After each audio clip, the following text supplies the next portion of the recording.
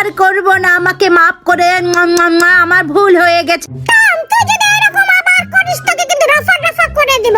তো ভাই জেরি শোনো, আমি চলে যাচ্ছি, তুমি এই পোশাকটা রাখো, আমি চলে যাওয়ার পরে এটা তুমি পরো, তাহলে টম ভয় পাবে।